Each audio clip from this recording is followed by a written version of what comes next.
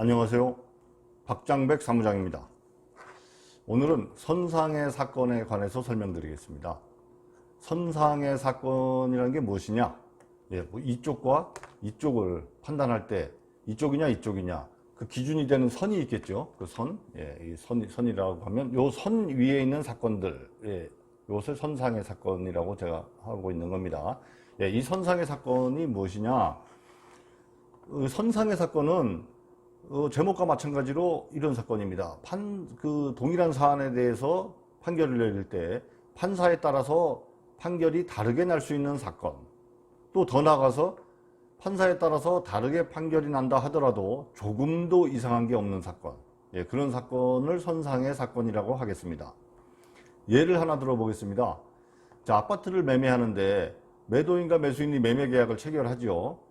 그런데 뭐 잔금, 계약금 이런 거는 중요하지 않아요.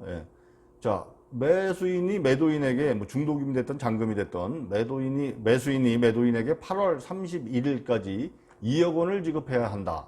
이런 내용이 계약서에 명시되어 있습니다. 이럴 때 매수인이 8월 31일까지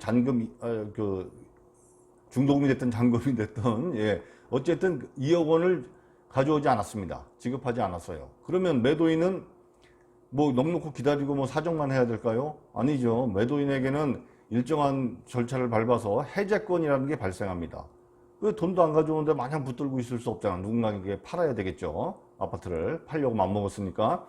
자, 그런데 매수인이 안 가져왔다. 그러면 매도인에게 해제권이 발생하는데, 해제권이 그냥 발생하는 것이 아니고 매수인에게 상당한 기간을 정해서 그 이행을 최고하였음에도 불구하고 매수인이 그 상당한 기간 안에 이행을 하지 않게 되면 매도인에게 해제권이 발생되는 것입니다.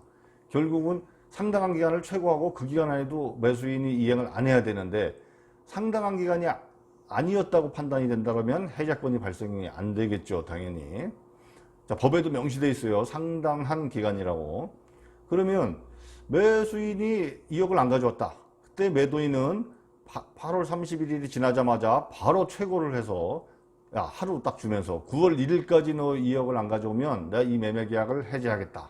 그리고 해제 의사 표시를 하겠다라고 하고, 매수인은 9월 1일 날 돈을 못 가져오고 9월 2일 날 2억을 가져왔다. 야, 그냥 계약 유지하자. 이런 것이 분쟁이 돼서 계약을 한쪽은 유지하려고 하고 한쪽은 해제하려고 하고, 이런 것이 분쟁이 돼서 소송으로 이어진다면 결국은 판결을 내리게 될 건데, 소송에 가서 이렇게 단 하루만 줬을 때는 아주 특별한 경우가 있지 않는 한, 특별한 사정이 있지 않는 한 어느 판사가 판결을 하더라도 이것은 상당한 기간이라고 할 수 없다. 즉 계약을 유지시켜야 된다. 즉 계약이 해지되지 않았다. 이렇게 판결을 내릴 것입니다. 내릴 걸로 보여집니다. 그리고 매도인이 한 달 정도를 줬다. 8월 31일까지 가져와야 되는데 돈을 안 가져왔어요. 그러니까 매도인이 그러면 9월 말일까지 가져와라. 그때까지 이행해라. 그럼에도 불구하고 매수인이 9월 말일까지 이행을 안 해서 계약을 해제했다. 또 이것에 대해서도 아까처럼 이렇게 또 분쟁이 발생해서 소송으로 이어진다면, 이건 역시도 어느 판사가 판결을 내리더라도 이것은 상당한 기간에 해당한다. 30일이면. 즉 계약은 해제됐다. 이렇게 판결을 내릴 것입니다. 그러면 30일에 가까운 기간을 주면 줄수록 29일, 28일, 27일 이것은 상당한 기간이다. 계약이 해제됐다고 판결이 내려질 가능성이 많겠죠. 그리고 또 하루에 가까운 기간을 주었을수록 2일, 3일 이렇게 주었을수록 이것은 상당한 기간이 아니다. 즉 그 최고한 기간에 바로 다음날 돈을 가져왔다고 한다면 이것은 계약을 유지해야 된다. 이렇게 판결이 날 가능성이 많겠죠. 그러면 이것이 그 상당한 기간이냐 아니냐, 이것이 쟁점인 것인데, 그 상당한 기간이냐 아니냐를 결정짓는 분명히 기준은 있는 것입니다. 물론 이것이 상당한 기간이냐 아니냐를 결정할 때는 그 금원 지급의 그 채무를 이행해야 하는 금액이 얼마냐, 또 이행 장소 등 아주 여러 가지를 종합적으로 검토를 해서 판단을 하겠지만, 그 여러 가지를 종합적으로 검토해서 판단을 내릴 때도 역시 기준은 분명히 있는 것입니다. 그렇죠? 며칠 이상을 줬으면 상당한 기간이고 며칠 미만을 줬으면 상당한 기간이 아니라고 판단하는 그 기준은 있는 것인데 그 기준에 대해서는 바로 담당 판사에 따라 다르게 판결이 나는 것입니다. 날 수 있는 것입니다. 그리고 뭐 우연의 일치로 겹칠 수는 있겠지만 예, 거의 다르게 난다고 보시면 돼요. 예. 그리고 뭐 또 한 가지 예를 들어 볼까요? 자, 편도 3차로의 도로에서 주변에 뭐 새벽이라서 주변에 차들이 없어. 편도 3차선 도로에서 내가 3차로로 달리고 있다. 이 도로의 제한 속도는 시속 60km고 이 주행차는 시속 60km로 주행하고 있었다. 그런데 골목길에서 차가 나와서 차가 이 도로에 진입하려는 차와 충돌을 했다. 자, 충돌한 부위는 앞쪽이다. 여기가 3차로예요. 3차로에서 시속 60으로 가고 있는데 골목길에서 차가 나오다가 이렇게 충돌을 했다. 이렇게 충돌을 했다. 이렇게 되면 이 차가 도대체 어느 속도로 나왔느냐 중요하죠. 이 차가 이 차도 그 골목길임에도 불구하고 시속 60km로 진입했다. 이 큰 도로로 골목에서 그러다가 충돌이 났다.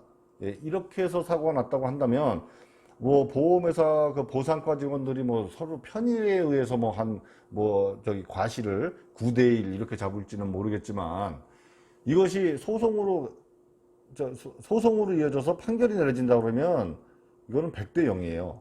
과실이 없어요. 이 차는. 이게 시속 60km로 나오는데 이렇게 막았다고 하면 과실이 전혀 없습니다. 그런데 이 차가 시속 1km로 나오고 있었다. 1km로 나오고 있는데 이렇게 앞을 박았다. 60km로 가다가. 이럴 때는 이 차도 분명히 과실이 있습니다.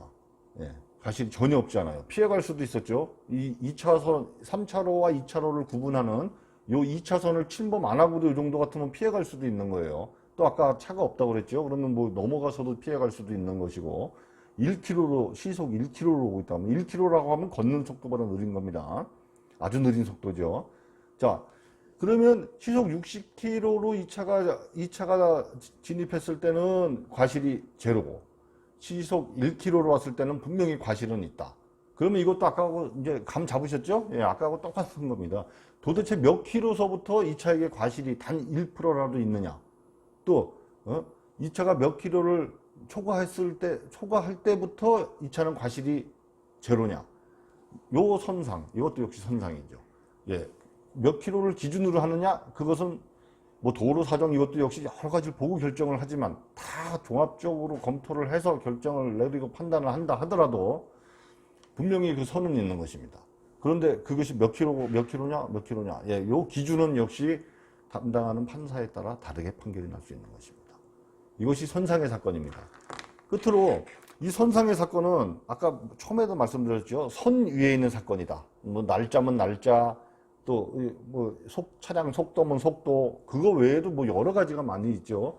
그런데 여러분들 명심해야 할 것이 하나가 뭐냐면 이 선은 이렇게 가늘지 않아요. 이 선은 이렇게 굵어요. 이쪽이냐를 판단하는 기준이 되는 선이 이렇게 굵습니다. 즉 선상의 사건들이 여러분들이 생각하시는 것보다 아주 의외로 많다는 점 염두에 두시기 바랍니다. 예, 이상 마치겠습니다.